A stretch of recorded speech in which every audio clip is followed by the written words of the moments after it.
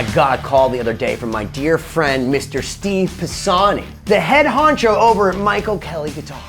You want me to send you any guitars for any reviews? It's funny you should mention that, Mr. Pisani. I've been dying to get my hands on the Michael Kelly Hybrid Special. No problem, Benny. On its way.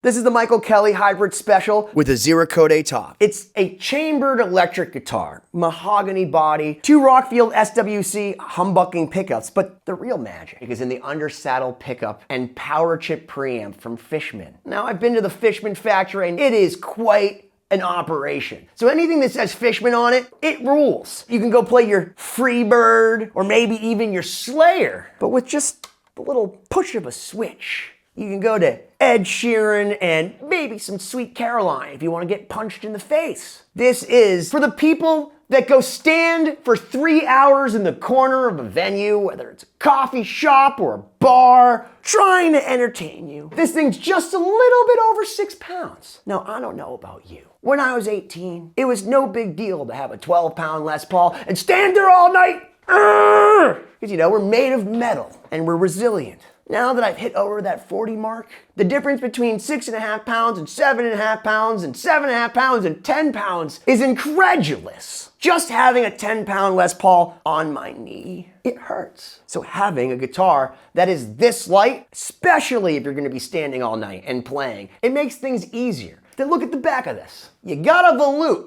The heavier they are, the harder they fall. Well, not only is this thing not heavy, but if you were to just drop it, there's a good chance the headstock's not gonna go flying off because it was well designed. I know that when I used to go do gigs, I wanted to bring the least amount possible. That I tend to play better on an electric guitar than an acoustic. If I'm playing on stage or I'm going to some smoky bar, I don't want to be bringing my super nice acoustic and putting a microphone in front of it or putting something in the sound hole. Bringing something that's a one-stop weapon is a big deal when you're doing a gig because you can just switch back and forth. Now, the other cool thing is you can blend the sounds together. Now, this is where I was the most happy playing this guitar. When I had it completely clean and I would balance these Rockfield SWC pickups with the Fishman system. My only real beef is they're a little bit low output for me. They live in the realm of kind of an underwound PAF. And when you split them, they go straight to that Fender single coil jangle. So you may need to push them a little bit harder if you want to get that rip. Then you blend them in with the Fishman and you get all of these super rad tones that are kind of in between acoustic and electric, hence the hybrid name. You have a stereo output jack on this. You have the ability to go from electric, blended, and this is, by the way, your Fishman volume for the undersaddle pickup that's in this rosewood bridge, and then you can go straight to just the undersaddle pickup. But let's say you want to control both sounds separately. Maybe I want to plug my undersaddle pickup directly into my mixer, my electric pickups into my Marshall amp. You can do that with a stereo Y cable. So you can be rocking an acoustic amp and an electric amp and have control over them with these volumes. It's a 22 fret Pau-Ferro fretboard. Pau-Ferro, a lot of people see it substituted, especially on a lot of Fenders, for rosewood. I am not somebody that puts a lot of credence on the fretboard wood. It either looks good and feels nice, or it doesn't look good and feel nice. I'm not one of these people that thinks the fretboard wood on an electric guitar really contributes a ton to the tone. I'm not saying it doesn't. I'll say the same thing I always do, which is every single element of the guitar factors into its tone. The only argument is how much does it factor into the tone? For me, the fact that this is Pau-Ferro versus rosewood or ebony, very little, if not zero, as far as tone that I can notice. Rosewood tends to be a little bit darker, could be a little bit browner, more purplish, whereas Pau-Ferro is lighter brown, even a little bit red. If you didn't tell me that this was Pau-Ferro, I wouldn't know. You couldn't get closer to rosewood without actually being rosewood than Pau-Ferro. Some people call it Bolivian rosewood, some people call it Murado. They're almost the same hardness. Rosewood's a little bit harder. I don't know, other than people fundamentally being upset about it not being rosewood, what difference it makes. If I told you this was rosewood, you'd believe me, right?